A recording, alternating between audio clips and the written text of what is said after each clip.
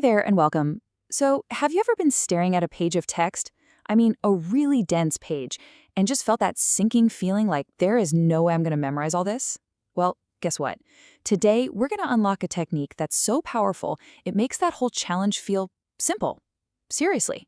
It's visual, it's super effective, and it's going to change how you learn. You know the feeling, right? We've all been there. You're trying so hard to memorize a chapter from a book, or maybe some important verses, and bam, you hit a brick wall. It honestly feels like your brain just puts up a no vacancy sign and nothing else is getting in. It's so frustrating, but trust me, it's a super common problem. And here's the kicker. It's not your fault. The reason it's so hard is that our brains just aren't built to memorize long, boring lists. Think about it.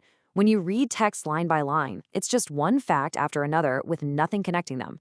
There's no story, no bigger picture, and without those connections, trying to recall it is, well, it's almost impossible. So, okay, let's talk about this solution. What if I told you there's a tool that works with your brain's natural wiring instead of fighting against it? It's called a mind map. And let me tell you, it is an absolute game changer for learning. Honestly, you should think of this as your new secret weapon. But what is a mind map exactly? Well, imagine a spider web. You've got a single point in the middle, that's your main idea, and from that center, all these other threads branch out, connecting related thoughts, words, and even little drawings. It's all about making a web of connections, which is pretty much exactly how your brain works anyway. It thinks in connections, not in straight lines. Just look at the difference here. Taking notes the old way, it's like reading a boring instruction manual. Just walls of text, line after line, super dull. But a mind map, that's like looking at an awesome movie poster.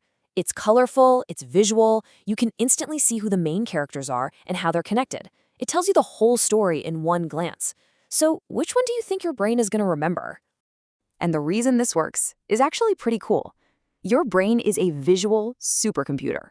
I mean, it processes pictures way, way faster than it can process plain text. So a mind map taps right into that superpower.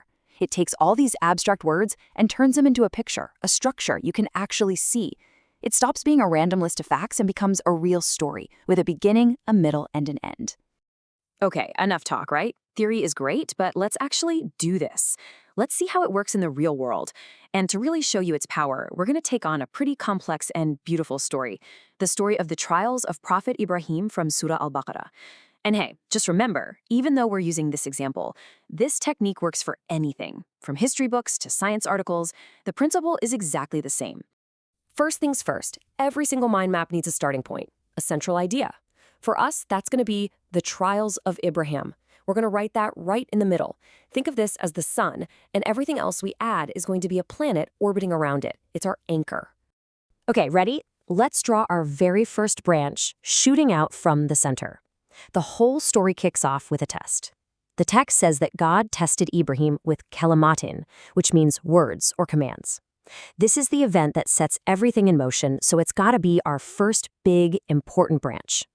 Now, this is where it gets really interesting. This is the big turning point.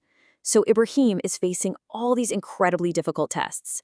But what happens next? What was the result? What was it that made him a leader for all people for all time?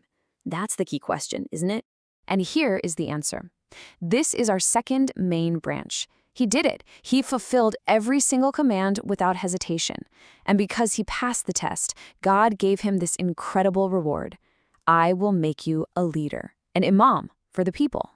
You can see the connection so clearly, right? Test leads to reward. It's a perfect cause and effect that we can draw right on our map. The story doesn't stop there, though. Let's add our third branch. After receiving this huge honor, Ibrahim is given another massive task. He and his son, Ishmael, are asked to raise the very foundations of the Kaaba. This is huge. It's about building a physical legacy that will last forever.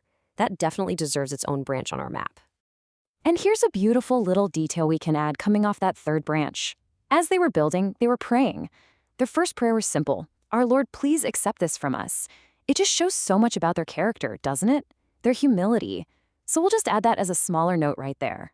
And that prayer leads us right into our fourth and final main branch, their supplications for the future. They didn't just pray for themselves, they prayed for their children and their children's children. They asked for a nation that would follow God and for a messenger to come from among them to teach and guide them. And there we have it. The whole story, all its key parts laid out in one single picture. How cool is that? Okay, so drawing the map is half the battle, and it's a huge step. But how do we lock it into our long-term memory? Well, there's one last simple step. It's all about practice and repetition, a way to make sure this map becomes a permanent file in your brain. So here's how you do it. I like to think of it as saving your progress in a video game. Step 1. Just say the main topic in the center out loud. Step 2. Cover up the map and see if you can remember just the big main branches. Don't worry about the details yet. Step 3. Now uncover one branch at a time. Read the details, cover it back up, and try to say them out loud. Do that for each branch. If you do this every day, pretty soon you'll be able to see the entire map in your head, clear as day. All right, as we're wrapping this up, I really want you to get this one thing. This whole technique, it's not just about memorizing words in order. No, its real power is something much, much bigger. It's about genuine understanding. So, what are the big takeaways here? First, mind maps turn boring lists into actual stories that make sense. Second, learning with your eyes is like a learning superpower. And maybe the most important thing is this. Real, lasting memory doesn't come from just repeating stuff. It comes from understanding how all the pieces connect, getting the why behind the what. Because at the end of the day, when you use a mind map, you're not just cramming facts into your head. You're building a complete mental picture. You actually get the logic, the flow, and the deep meaning of what you're studying. You see the whole forest, not just a bunch of individual trees. Look at what we did today. We took a few really deep verses and made them crystal clear. But just imagine what else you can do with this. You could map out a new skill you want to learn, a project at work, or even your goals for the year. So I'll leave you with this question. You've got the tool now. What's the first map you're going to draw for your life?